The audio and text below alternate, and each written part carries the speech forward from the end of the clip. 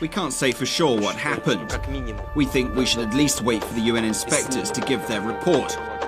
We don't have any evidence showing that it was the regular army of the Syrian government that used those chemicals. We don't even know at this point if those were chemical weapons or just some hazardous chemicals.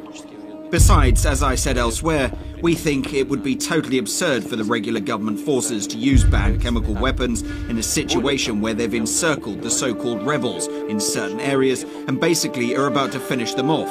They're fully aware of the fact that such a step would mean sanctions, including even the use of military force. This is just absurd. It doesn't make any sense. That's the first point.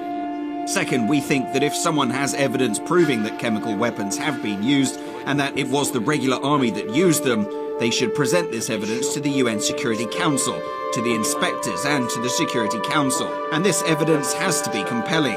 It should not just be hearsay, just some conversations intercepted by the intelligence service.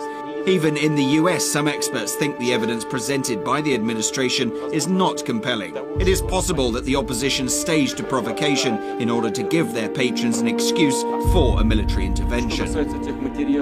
The videos you're referring to of children who had allegedly been killed in this chemical attack are just horrific. However, the question is, who did it? What exactly was done, and whose fault was it? Those videos don't answer these questions.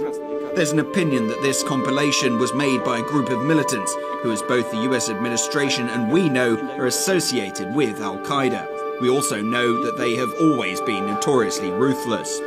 Still, I'd like to point out that there are no parents, women or medical personnel in those pictures, which you would have noticed at a closer look.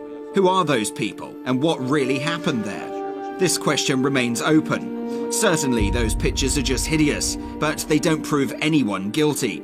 This incident obviously has to be investigated. We would like to know who was responsible for these atrocities.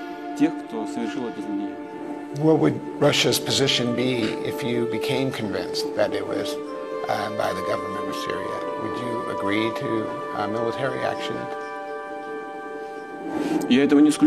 I don't rule this out, but let me draw your attention to one absolutely essential thing. Under international law, the only body that can authorize using weapons against a sovereign state is the UN Security Council. Any other reasons and methods to justify the use of force against an independent and sovereign state are unacceptable, and they can be seen as nothing but aggression.